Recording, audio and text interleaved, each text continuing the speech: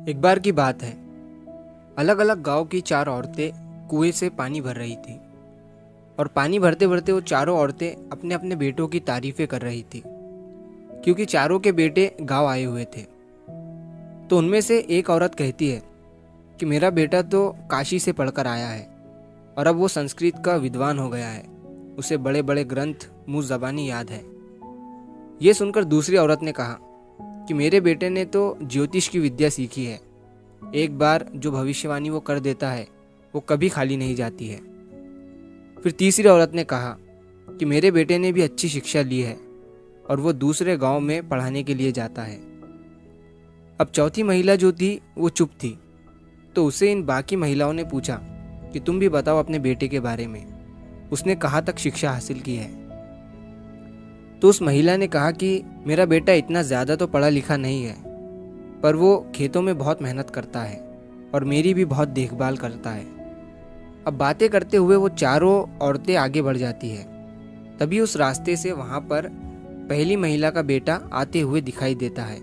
वो अपने माँ के साथ की महिलाओं को प्रणाम करता है और वहाँ से चला जाता है। अब दूसरी महिला का लड़का रास्ते में मिलता है, तो उसने भी अपने माँ के साथ की औरतों को प्रणाम किया, पैर छुए और वहाँ से चला गया। तीसरी महिला का लड़का आया, उसने भी प्रणाम किया, कुछ बातें की, पैर छुए और वहाँ से चला गया।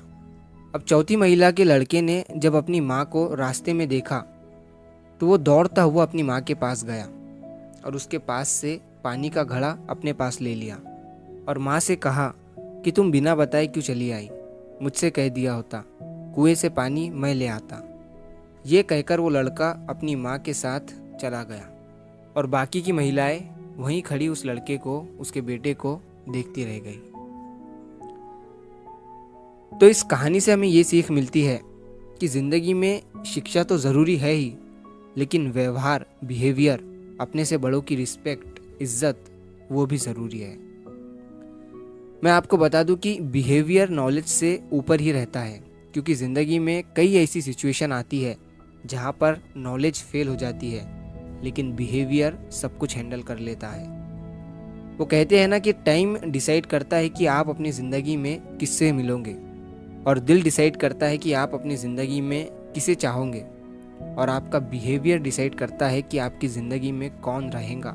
क्योंकि आपका बिहेवियर, आपका बर्ताव वो आईना होता है जिसमें लोग अपने आप को देखते हैं।